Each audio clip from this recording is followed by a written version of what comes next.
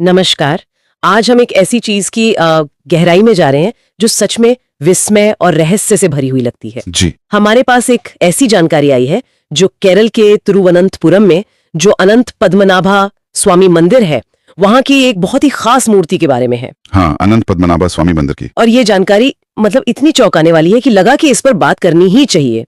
तो चलिए खोलते हैं इस जानकारी के पिटारे को, देखते हैं इसमें क्या है। बिल्कुल, देखते हैं। तो शुरुआत करते हैं कुछ ऐसे नंबर से जो शायद दिमाग घुमा दें।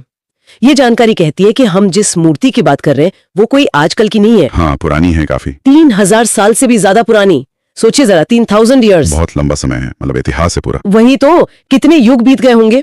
लेकिन बात सिर्फ उम्र की नहीं है, ये बनी किस चीज से है वो सुन के तो मतलब होश उड़ जाए। जानकारी के मुताबिक इसमें 7800 किलो शुद्ध सोना लगा है। 7800 किलो, ये आंकड़ा ही अपने आप में बहुत बड़ा है। आज के हिसाब से सोचें तो करीब करीब 8 मेट्रिक टन सोना। 8 टन एक मूर्ति में। हाँ, और ये कोई परत वगैरह नहीं, जानकारी कहती है शुद्ध सोना है ये। और बात यही खत्म नहीं होती। नहीं होती, बिल्कुल नहीं। सोने के साथ साथ इसमें जो हीरे जड़े हैं उनकी संख्या भी मतलब हैरान करने वाली है। अच्छा, कितने? जानकारी बताती है कि 7,80,000 हीरे। 7,80,000? हाँ, और इन सभी हीरों का कुल वजन बताया गया है 780 कैरेट। 780 कैरेट, ये भी बहुत ज्यादा है। ये नंबर्स तो ऐसे हैं कि यकीन करना मुश्किल हो जाता है पहली बार में। सही कहा। क्या ये सच में मुमकिन है? पर ये जानकारी तो यही दावा कर रही है। और ये जो मूर्ति है, जैसा आपने बताया, ये भारत में केरल राज्य की राजधानी तिरुवनंतपुरम, वहां के प्रसिद्ध अनंत पद्मनाभ स्वामी मंदिर में है। जी। जानकारी इसकी एक अनुमानित कीमत भी बताती है, खरबों रुपए में। खरबों? हाँ, खरबों। लेकिन यहीं पर एक बहुत दिलचस्प बात सामने आती है। इस खरबों के अनुमानित कीमत के बावजूद जानकारी ये भी कहती है कि एक्सपर्ट्स और यहां तक कि जज लोग भी मानते हैं कि इसका असली जो वास्तविक मूल्य है उसे आंकना नामुमकिन सा है। ये बात थोड़ी मतलब कंफ्यूजिंग है ना। एक तरफ कह रहे हैं खरबों की कीमत है, दूसरी तरफ कह रहे हैं कि कीमत आंक ही नहीं सकते। हाँ, विरोधाभासी लगता है। तो ऐसा क्यों? जानकारी इस पर कुछ बताती है, क्यों नामुमकिन है? देखिए, जानकारी का इशारा इस तरफ है कि इसकी कीमत सिर्फ इसमें लगे सोने और हीरे के वजन या मार्केट वैल्यू से तय नहीं हो सकती। अच्छा। इसका जो ऐतिहासिक महत्व है, ये इतनी पुरानी है, 3000 साल। फिर इससे जुड़ी जो धार्मिक आस्था है, लोगों की श्रद्धा और जो सांस्कृतिक पहचान है, हाँ वो सब भी तो है। हाँ, वो सब मिलकर इसे इतना अनमोल बना देते हैं कि कोई भी पैसों का आंकड़ा, कोई भी नंबर इसके असली मूल्य को पकड़ ही नहीं सकता। ये सिर्फ एक वस्तु नहीं है, ये इतिहास है, आस्था है, जैसा कि वो जानकारी बता रही है। और शायद इसीलिए कीमत आंकना नामुमकिन है। इससे जुड़ा एक वाकया भी है ना इस जानकारी में। हाँ, बिल्कुल है। और वो इस बात को और पुख्ता करता है। बताया गया है कि इसकी कीमत का अंदाजा लगाने के लिए बाकायदा फ्रांस से एक्सपर्ट्स की एक टीम बुलाई गई थी। फ्रांस से?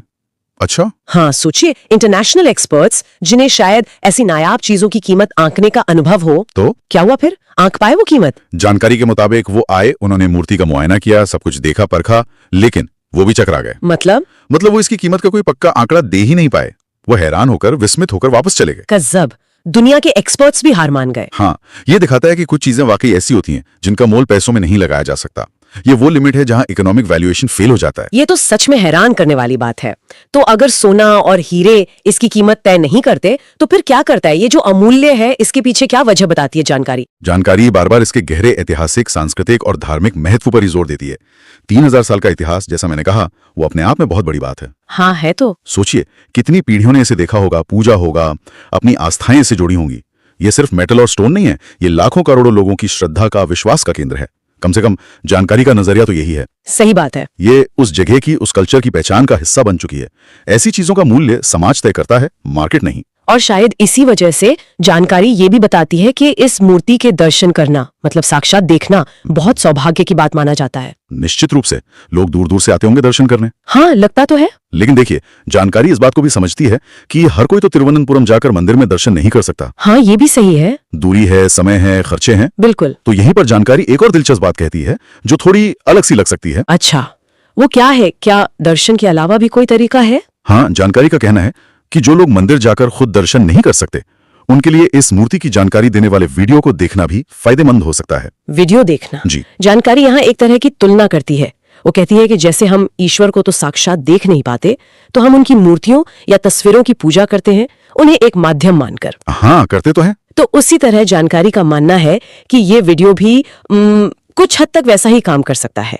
जानकारी देना और शायद उस आस्था से जोड़ना। ये एक इंटरेस्टिंग पॉइंट है। मतलब जानकारी फैलाना भी एक तरह का कनेक्शन बना सकता है, ऐसा मानना है स्रोत का। लेकिन क्या बात यहीं तक है या इससे आगे भी कुछ कहा गया है? हाँ, इससे आगे भी है और यहीं पर वो दावा आता है जिसे हमें बहुत सावधानी से बताना होगा क्योंकि ये सीधे सीधे उस जानकारी से है। ओके, क्या दावा है? जानकारी ये दावा करती है कि इस वीडियो में जो बताया गया है यानी मूर्ति का जो वर्णन है उसे देखने या सुनने भर से ही सारी समस्याएं हल हो जाएंगी। क्या सारी समस्याएं? ये तो बहुत ही बड़ा दावा है। है, बिल्कुल है। और ये समझना बहुत जरूरी है कि ये बात पूरी तरह से उस स्रोत या जानकारी पर आधारित है। ये उस मूर्ति से जुड़ी जो अपार श्रद्धा और विश्वास है उसको दिखाती है।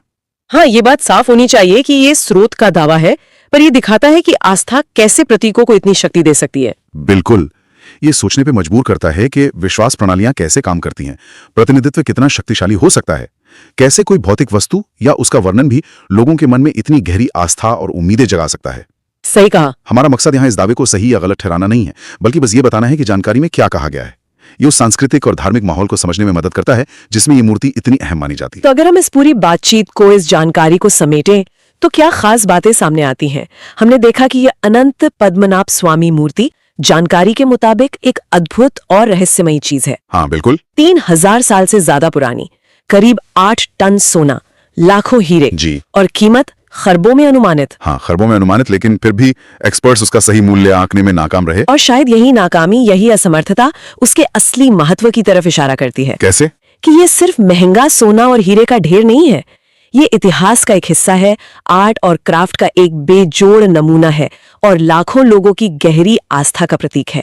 जानकारी इसे एक ऐसे संगम की तरह दिखाती है जहां भौतिक दौलत और आध्यात्मिक महत्व एक साथ मिलते हैं, और जहां शायद आध्यात्मिक और सांस्कृतिक मूल्य भौतिक मूल्य पर भारी पड़ता है। हाँ, कह सकते हैं। ये वाकई सोचने वाली बात है।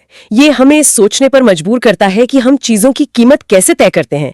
क्या सिर्फ सोना, चांदी, हीरे मोती ही कीमती हैं या इतिहास, संस्कृति, आस्था, इनका भी कोई मोल है? बिल्कुल, यही इस पूरी जानकारी का एक तरह से निचोड़ है। एक तरफ है इसका वो भौतिक वैभव जिसे हम देख सकते हैं, तौल सकते हैं, सोना, हीरे, खरबों की कीमत। हाँ। और दूसरी तरफ है इसका वो अमूर्त महत्व, इसका इतना पुराना इतिहास, पीढ़ियों की आस्था, सांस्कृतिक पहचान, वो कीमत जिसे फ्रांस के एक्सपर्ट्स भी नहीं लगा पाए। ये हमें रुककर सोचने पर मजबूर करता है। सही कहा। तो अंत में ये जानकारी हमें एक सवाल के साथ छोड़ जाती है ना? हाँ, एक अहम सवाल। आज की दुनिया में जहां अक्सर चीजों की कीमत उनके मार्केट रेट से तय होती है, वहां ऐसी चीजें जिनका ऐतिहासिक, सांस्कृतिक और धार्मिक महत्व इतना ज्यादा है कि उनका कोई मोल ही नहीं लगाया जा सकता, वो हमें क्या सिखाती हैं? हम एक समाज के तौर पर इन अमूर्त मूल्यों को कैसे समझते हैं और क्यों इन्हें सहेजना जरूरी समझते हैं? क्या पैसे के अलावा भी कोई पैमाना है जिससे हम चीजों की कीमत और उनके महत्व को आंक सकें? ये एक ऐसा सवाल है जिस पर हम सब सोच सकते हैं। इस दिलचस्प जानकारी की गहराइयों में हमारे साथ उतरने के लिए धन्यवाद।